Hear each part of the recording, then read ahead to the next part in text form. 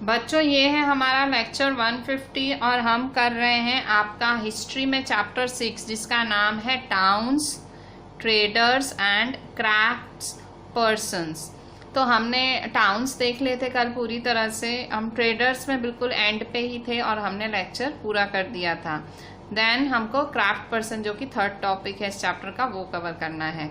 सो traders के बारे में अभी हम कंप्लीट कर रहे हैं हमारा टॉपिक। ये है लेक्चर 150 और हम हैं आपकी हिस्ट्री की एनसीईआरटी टेक्स्ट बुक के पेज 80 पे। ठीक है।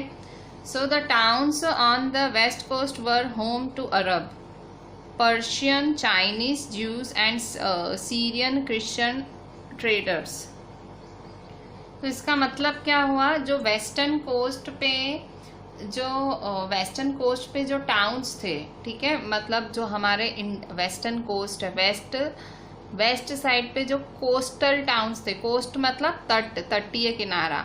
सो वहाँ पे जो जो शहर बसे हुए थे तो वहाँ कौन आते थे, मतलब होम का मतलब वहाँ कौन आके रहते थे, अरब रहते थे। The towns on the west coast were home to Arab, Persian, Chinese, Jewish and Syrian Christian traders.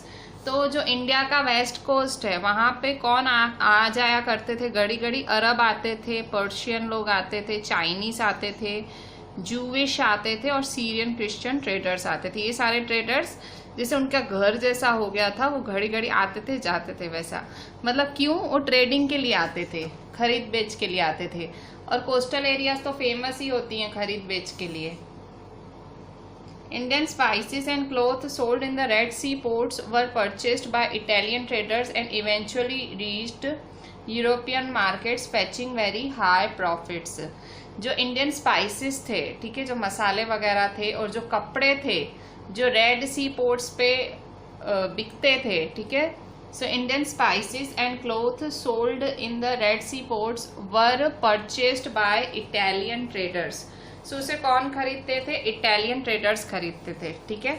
So Indian spices and cloth sold in the Red Sea ports, जो मसाले थे, कपड़े थे जो रेड सी पोर्ट्स पे, Indian spices and cloth sold in the Red Sea ports were purchased by Italian traders. कौन खरीदता था उसे, इटालियन ट्रेडर्स खरीदते थे। और वो इटालियन ट्रेडर खरीद के उसे कहाँ बेचते थे, यूरोपियन मार्केट। मतलब ये सारे लोग आते थे कहाँ, हमारे इंडिया के वेस्ट कोस्ट पे आते थे, वेस्टर्न साइड पे आते थे और यहाँ आके वो हमारे मसाले, कपड़े ये सब खरीद के आते थे, मतलब खरीदते थे। और कौन खरीदता था, ज़्यादातर इटालियन ट्रेडर्स खरीद के जाते थे, हमारे मसाले और कपड़े खरीद के जाते थे। कहाँ से, रेड सी पोर्ट से, रेड सी के पोर्ट से खरीद के जाते थे। फिर यहाँ से खरीद के कहाँ जाके बेचते थे, वो जाके यूरोप में बेचते थे और उनको ये खरीद के बेचने में फैचिंग वेरी हाई प्रॉफिट्स, बहुत फ़ायदा होता था।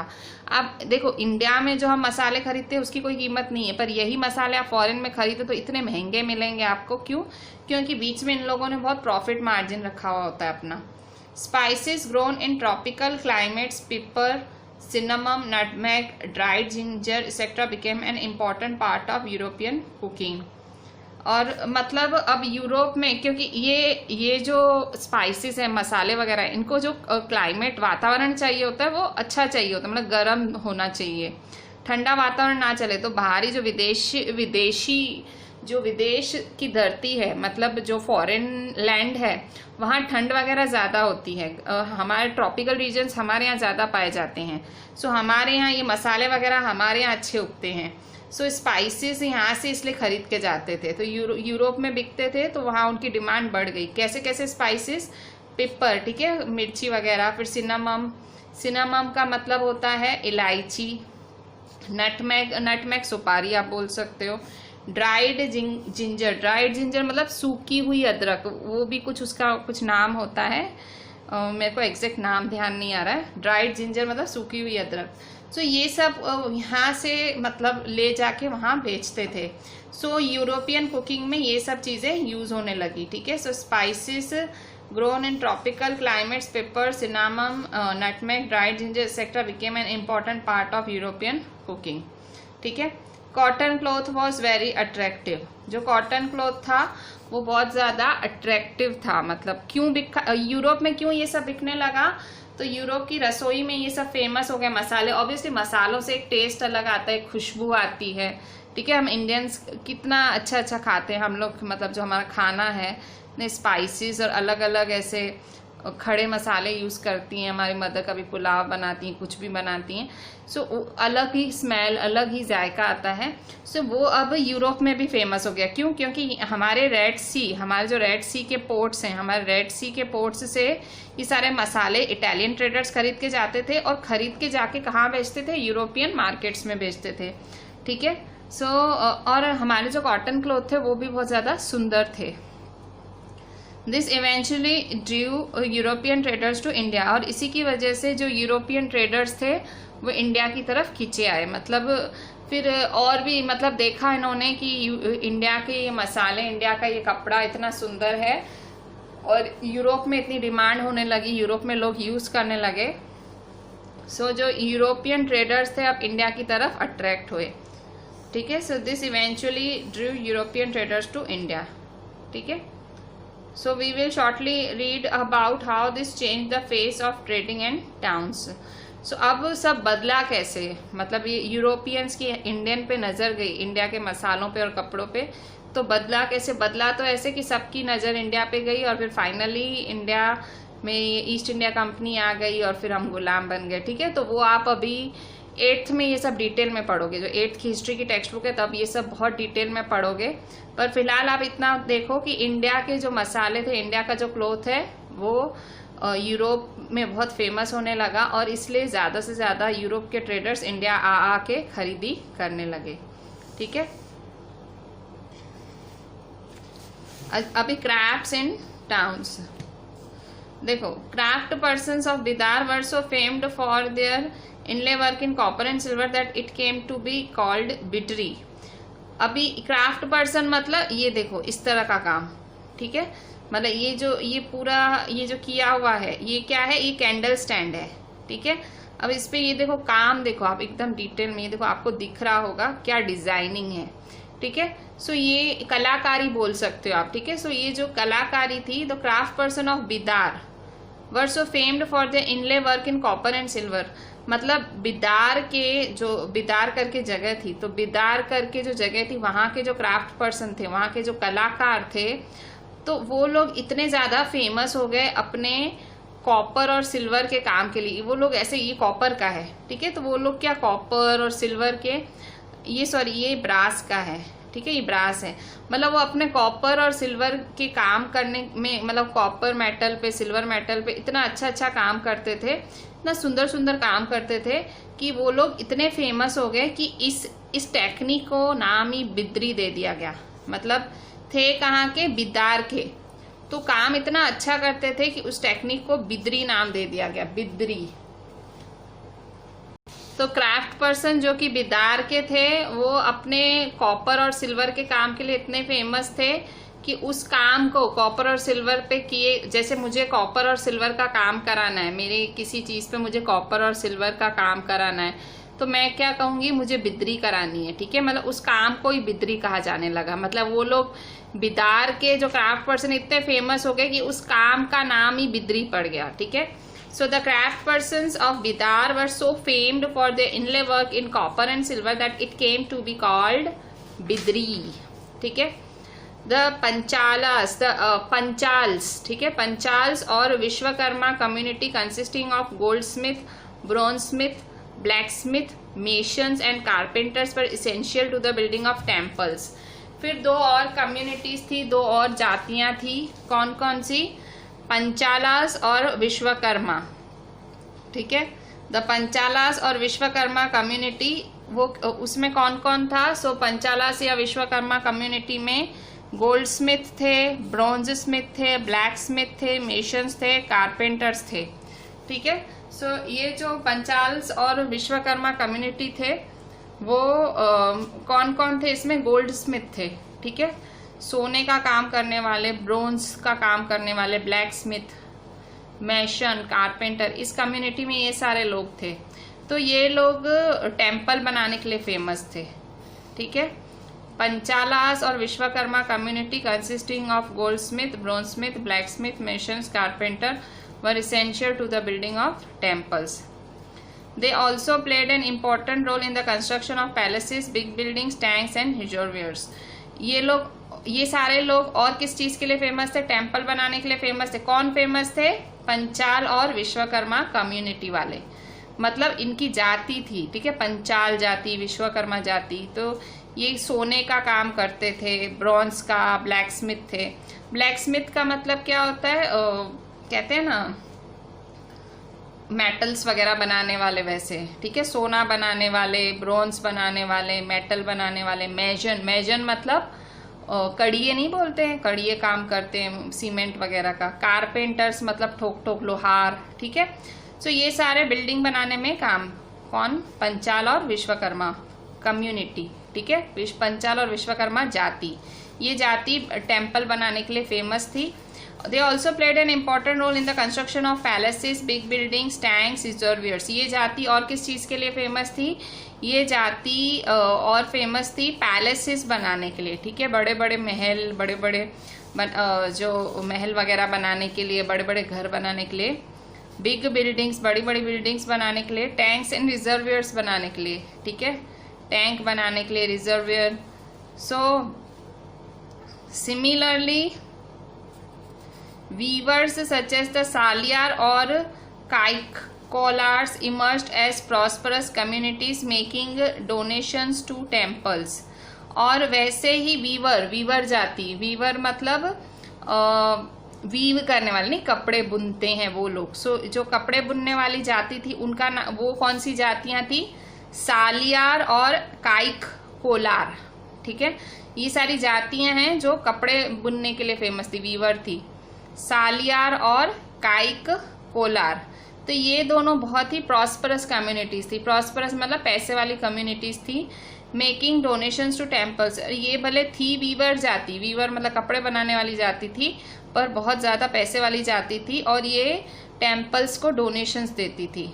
सम aspect of cloth making like cotton cleaning, spinning and dyeing became specialised and independent craft. So cloth making के और एस्पेक्ट्स, मतलब कपड़ा बनाने की और भी कलाएं, जैसे कि कपड़े को साफ करना, उसको स्पिन करना, उसको डाई करना, वो बहुत ही स्पेशलाइज हो गया। मतलब हर काम के लिए अलग, मतलब कॉटन क्लीनिंग के लिए अलग लोग होते थे, स्पिनिंग के लिए अलग लोग होते थे, डाई करने के लिए, कलर करने के लिए अलग लोग होते थे। तो ये सब अलग अलग लोग अलग अलग काम करते थे, ठीक है। अब यहाँ देखो, जैसे ये एक शॉल है, देखो, सो यहाँ पे एक शॉल का बॉर्डर बनाया गया है। अब यहाँ देखो, यहाँ पे भी क्राफ्ट है, मतलब कितना बारीक बारीक काम है, ठीक है। सो यही क्राफ्ट पर्सन्स का काम होता था। यहाँ पे देखो, यहाँ पे एक कैंडल स्टैंड है, ठीक है, यहाँ पे एक ब्रास का कैंडल स्टैंड है। अब आप इसकी डिजाइन देखो, ठीक है। सो ये सारे क्राफ्ट्स हैं, ठीक है। सो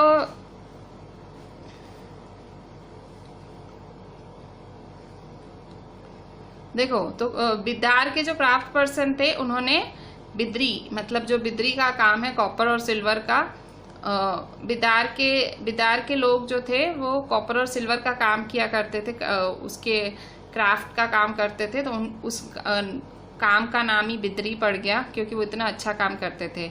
पंचाल और विश्वकर्मा टेम्पल बनाने के काम के लिए फेमस थे और वो पैलेसेस बनाते थे, बिल्डिंग्स बनाते थे, टैंक बनाते थे, रिजर्वियर बनाते थे। और वीवर्स जो थे, जैसे कि सालियार और काइकोलार्स, वो बहुत ही ज़्यादा पैसे वाली कम्युनिटीज़ थी और वो डोनेशंस देती थी टेम्पल्स को, ठीक है। सो इस तरह से ये क्राफ्ट इन टाउन हम आगे भी देखते हैं, ठीक है। सो ये है पेज नंबर 81। अब हम पेज 82 पे देखते हैं। अब यहाँ पे हम्पी, मसूलीपट्टनम और सूरत, इन तीनों में देखेंगे कि यहाँ क्या, मतलब क्राफ्ट में यहाँ क्या क्या देखा गया। पहले तो हम्पी, मसूलीपट्टनम एंड सूरत, आगे मैप में देखते हैं हम्पी, मसूलीपट्टनम और सूरत कहाँ आया। सो मतलब यहाँ पे भी बहुत सारी कलाकारी देखने मिलेगी आपको। सो हम्पी, ये देखो, इन्होंने खास हाईलाइट किया है। देखो, हम्पी यहाँ आया, फिर ये मसूलीपट्टनम, ठीक है, ये हम्पी आया, ये मसूलीपट्टनम और ये सूरत, ठीक है। सो सूरत, ये हम्पी और ये मसूलीपट्टनम। सो यहाँ तीनों आपको बहुत स्पेशल कलाकारी है, मतलब इन्होंने इसको स्पेशल मेंशन किया है और मैप में भी एकदम बॉक्स बना के दिखाया है। मतलब यहाँ आपको जो क्राफ्ट कलाकारी बहुत दिखेगी। सो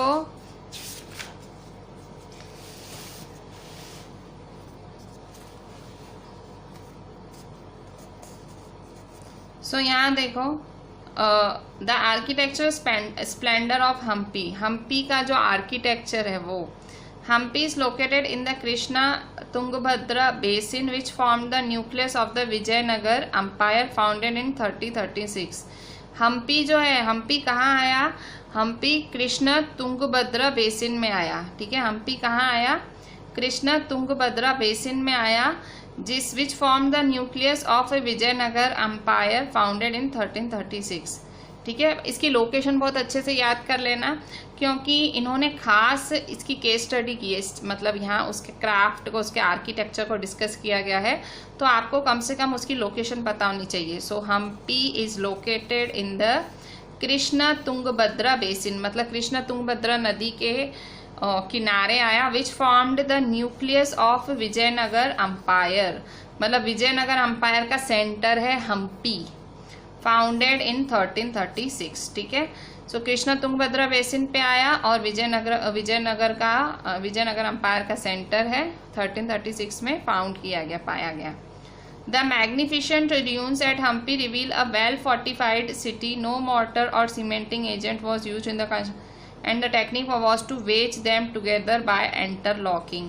तो आज जब इसके रियून्स देखे जाते हैं, रियून्स मतलब जब आज तो मतलब ये पूरी नष्ट हो गई है सिटी। ठीक है, तो आज जो उसकी ये सारे देखे जाते हैं पीछे, रियून्स का मतलब जो सारे इसके पत्थर कंकर, ये क्योंकि अब ये सिटी पूरी तबाह हो गई है, तो आज वो देखे जाते हैं। तो इतना पता लगता है कि ये एक फोर्टिफाइड सिटी थी, मतलब बहुत अच्छे से बनाई हुई बड़ी सिटी थी, वेल फोर्टिफाइड, किले वाले बड़े बड़े किले थे, वैसी सिटी थी। और ये सिटी बनाने के लिए, इसकी वॉल्स बनाने के लिए कोई भी सीमेंटिंग एजेंट वगैरह कुछ यूज़ नहीं किया गया था, मॉर्टर मतलब ठुकाई वगैरह कुछ नहीं हुई थी। कैसे बने थे फिर इसकी दीवारें? इसकी दीवारें बनाने के लिए the technique followed was to wedge them together by interlocking. ऐसी कुछ टेक्निक थी कि इंटरलॉकिंग टेक्निक थी, दीवारों को इंटरलॉक किया गया था। ठीक है, सो हम्पी में कौन सी टेक्निक यूज़ की गई थी दीवारें बनाने की? Followed was to wedge them together by interlocking. ठीक है, सो ये इस तरह से ये हम्पी है। तो हम्पी कृष्णा तुंगभद्रा बेसिन पे आई, विजयनगर एम्पायर का न्यूक्लियस है, 1336 में ये सिटी स्थापित हुई थी और जो इसकी दीवारें थी वो इंटरलॉकिंग टेक्निक से बनी थी। ठीक है, अब पेज नंबर 83 पे। ठीक है, सो जो हम्पी का आर्किटेक्चर है वो बहुत ही डिस्टिंक्टिव था, बहुत ही अलग था। जो हम्पी का ये पूरी जो कलाकारी थी, ये मीना, ये देखो, ये मतलब ये आप देख सकते हो कितना डिफरेंट था। So architecture of Hampi was very distinctive, सबसे अलग था उसका आर्किटेक्चर मतलब बनावट। The buildings in the royal complex had splendid arches, domes and pillared halls with niches for holding sculptures. So आप क्या देखोगे हम्पी में?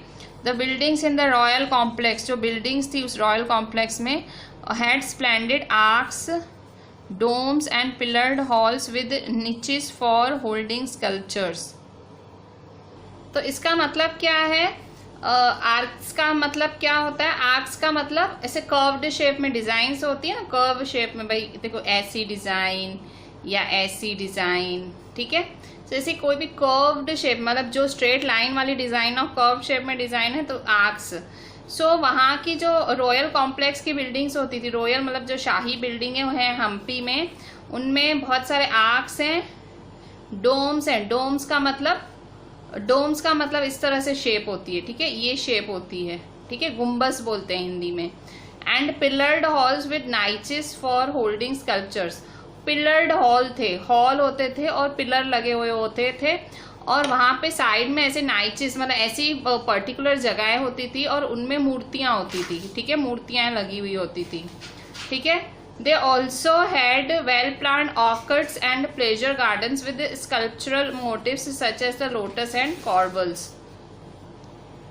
ऑर्किड्स का मतलब क्या होता है? ऑर्किड्स का मतलब फ्रूट के गार्डन्स, ठीक है, फ्रूट के गार्डन्स। प्लेजर गार्डन्स मतलब ऐसे ही नहीं, रेगुलर गार्डन्स होते हैं with sculptural motifs. Sculptural motifs का मोटिव का मतलब क्या होता है? रिपीटेड डिजाइन, ठीक है, एक डिजाइन जो घड़ी घड़ी रिपीट। तो ऐसी छोटी छोटी डिजाइनें होती थी जो घड़ी घड़ी रिपीट होती थी, जैसे कि lotus and corbels. So lotus तो पता है आपको, ठीक है, घड़ी घड़ी पे लोटस की डिजाइन आप देखते थे भाई, आप देखते होगे पुराने जमाने की डिजाइन है तो घड़ी घड़ी लोटस रिपीट होता है। कॉर्बल्स क्या होते हैं? मैं आपको कॉर्बल्स दिखाती हूँ। तो देखो ये कॉर्बल है, ठीक है, सो यहाँ देखो ये कॉर्बल है, ये कॉर्बल कहा जाता है इसे। तो इसमें क्या है, ये देखो ये नीचे से ऐसे डिजाइन जैसा दिखता है और ये भी रिपीटेड है, ठीक है। सो इस तरह से इसे कॉर्बल कहा जाता है, ठीक है। So sculptural motif such as the lotus and corbels, ठीक है। In its heyday in the 15th 16th centuries, Hampi bustled with commercial and cultural activities. तो हेडे का मतलब जब फुल सक्सेसफुल था, मतलब जो हम्पी सिटी था बहुत ज़्यादा फेमस था, मतलब फुल सक्सेसफुल था, बहुत पैसे वाला था। तो उस टाइम जब हम्पी सिटी बहुत फेमस था 15th और 16th सेंचुरी में, Hampi bustled with commercial and cultural activities. तो वहाँ पे बहुत सारे कमर्शियल मतलब चीज़ों की खरीद फिरौत, कल्चरल एक्टिविटीज़ भी बहुत सारी होती थी, ठीक है। मतलब हम्पी में बहुत ज़्यादा एक्टिव थे लोग। Muslim merchants, Chettis and agents of European traders such as the Portuguese throng the markets of Hampi. और जो मुस्लिम मर्चेंट्स हुआ करते थे, मुसलमान जो मर्चेंट्स थे, छेतीस कम्युनिटी थी, और यूरोपियन ट्रेडर्स जो थे मतलब उनके एजेंट्स थे, जैसे कि पोर्चुगीज मतलब पोर्चुगीज क्या थे? एजेंट हुआ, मतलब एजेंट थे। सो जो पोर्चुगीज हैं, मुस्लिम मर्चेंट्स हैं, छेतीस हैं, सो वो सब क्या करते थे? वो भीड़ लगा के रखते थे हम्पी के मार्केट में खरीदने के लिए, ठीक है। इनकी लाइनें लगती थी वहाँ खरीदने के लिए, ठीक है। सो यहाँ से हम फिर से, they also had well planned orchards. Orchard का मतलब फ्रूट के garden. Pleasure gardens with sculptural motifs मतलब repeated designs such as lotus and corbels. Corbels का मैंने आपको फोटो भी दिखाया अभी। इन इट्स हेड जब बहुत सक्सेसफुल थी तो हम्पी कमर्शियल और कल्चरल फेमस थी। Muslim merchants, Chettis and agents of European traders such as Portuguese throng the markets of Hampi. Hampi के जो मार्केट्स हैं उन पे भीड़ लगाए हुए थे, ठीक है। फिर जो टेम्पल्स थे, टेम्पल्स में तो आए दिन कुछ ना कुछ नई नई कल्चरल एक्टिविटीज हुआ करती थी। So temples were the hub of cultural activities. जो टेम्पल्स थे वो कल्चरल एक्टिविटीज का एक हब हो गए थे। हब मतलब सेंटर, मतलब जितनी भी कल्चरल एक्टिविटीज थी सारी टेम्पल्स में ही हुआ करती थी, ठीक है।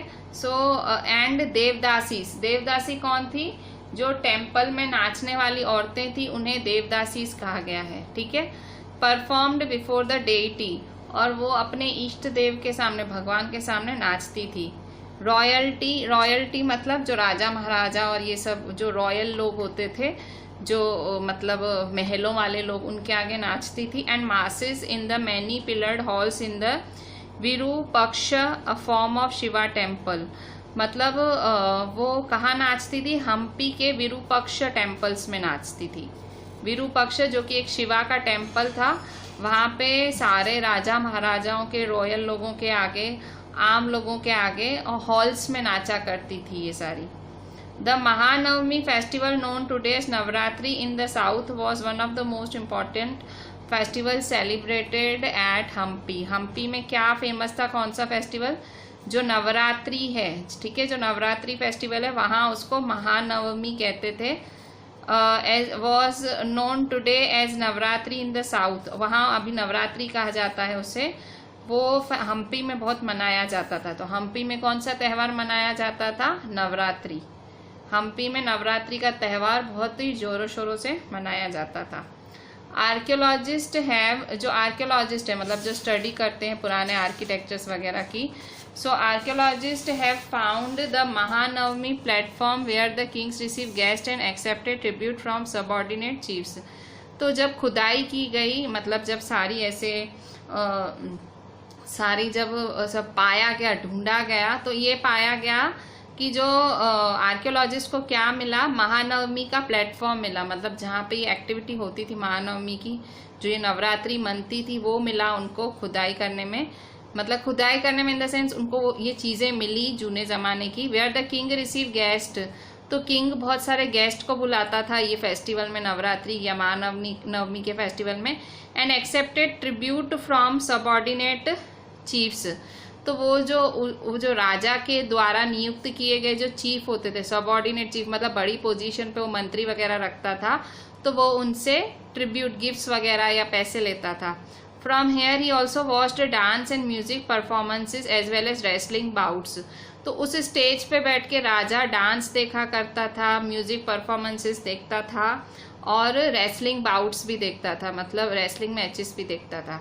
ठीक है, मतलब जो आर्कियोलॉजिस्ट हैं जो मतलब, तो आर्कियोलॉजिस्ट को क्या मिला है अपने सर्वे में, उन लोगों को अपने सर्वे में मिला है महानवमी का प्लेटफॉर्म। महानवमी का मतलब वो स्टेज जहाँ पे राजा खड़ा होके अपने गेस्टों को अवगत करता था, उनको वेलकम करता था, उनसे गिफ्ट लेता था और वहीं पे बैठ के वो सबकी डांस देखता था, म्यूजिक एंजॉय करता था और रेसलिंग देखता था। Hampi fell into ruin following the defeat of Vijayanagara in 1565 by the Deccan Sultans, the rulers of Golconda, Bijapur, Ahmednagar, Berar and Bidar. So Hampi क्यों ऐसे नष्ट हो गया, रियून मतलब तहस-नहस क्यों हो गया, हम्पी सिटी क्यों एकदम कहते हैं ना, हम्पी सिटी नष्ट क्यों हो गई, हम्पी सिटी खत्म क्यों हो गई, रियून का मतलब तबाह बर्बाद क्यों हो गई। सो हम्पी सिटी इसलिए बर्बाद हुई क्योंकि हम्पी किसका सेंटर था, हम्पी सिटी किसकी सेंटर थी, विजयनगर की। तो विजयनगर को किसने जीत लिया था, विजयनगर को डेकानी सुल्तान्स ने जीता था।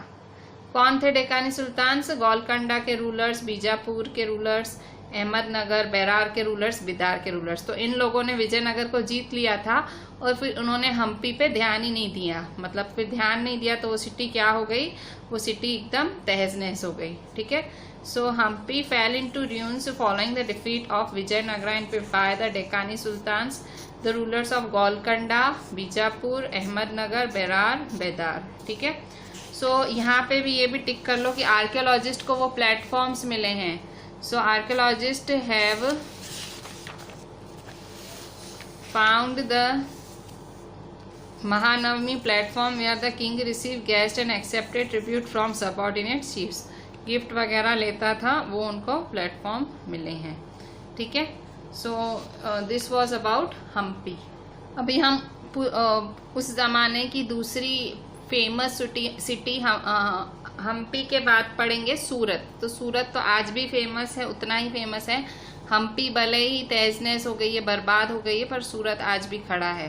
सो Surat in Gujarat was the emporium of western trade during the Mughal period along with Cambay, present day Khambhat and somewhat later Ahmedabad. ठीक है, सो जो गुजरात में सूरत है, तो सूरत जो है एम्पोरियम माना जाता था वेस्टर्न ट्रेड का मुगलों के शासन के दौरान। मुगलों के शासन के दौरान वेस्टर्न ट्रेड मतलब जो फॉरेनर्स थे उनके साथ ट्रेडिंग का जरिया सूरत था। एम्पोरियम का मतलब वो जगह जहाँ पे बहुत ही बड़ी स्केल पे ले बेच की जाती है, मतलब अलग अलग चीज़ें आती हैं और बेची जाती हैं। अलॉन्ग विद कैम्बे, कैम्बे मतलब सूरत तो था, कैम्बे भी था। कैम्बे को खम्बात, आज खम्बात बोलते हैं, और आगे जाके अहमदाबाद। ठीक है, so along with Cambay and somewhat later Ahmedabad. ठीक है, तो Surat was the gateway for trade with West Asia.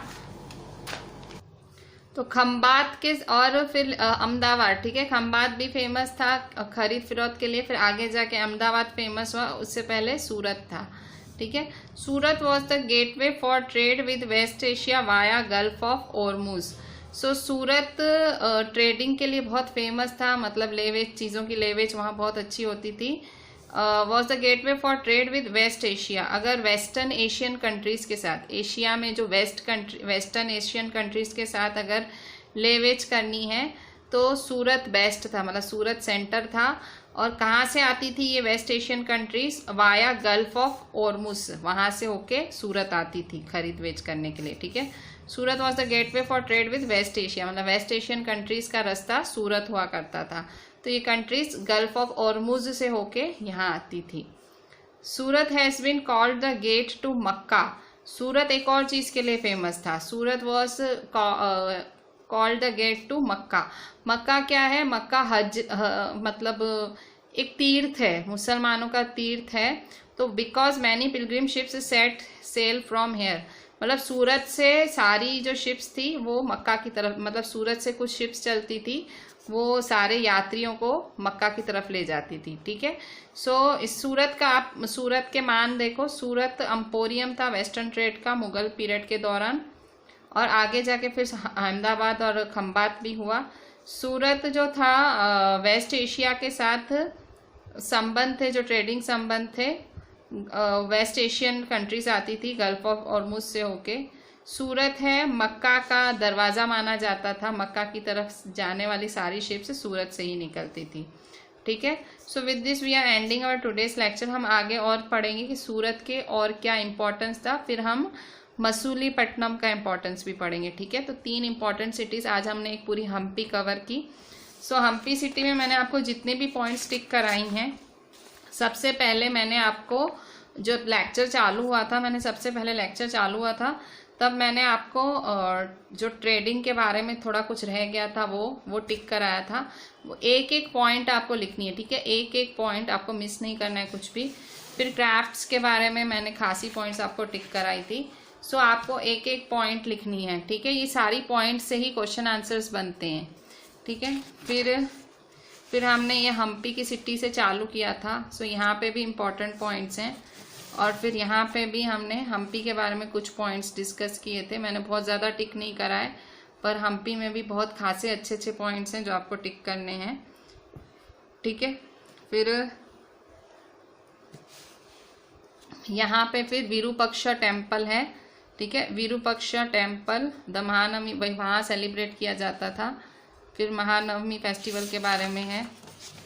फिर राजा भाई गिफ्ट लिया करता था, ठीक है, अपने सबऑर्डिनेट चीफ से गिफ्ट लेते थे, और हम्पी कैसे तहस-नहस हो गई। इसके बाद सूरत क्यों गेटवे टू वेस्ट कहा जाता है? क्यों वेस्ट का रास्ता कहा जाता है? क्योंकि गल्फ ऑफ ओरमुज से होके वेस्ट एशियन कंट्रीज यहाँ ट्रेडिंग करने के लिए आते थे, ठीक है। So this was all about our today's lecture. एक एक पॉइंट लिखना अच्छे से, write each and every point very properly and WhatsApp में। Thank you.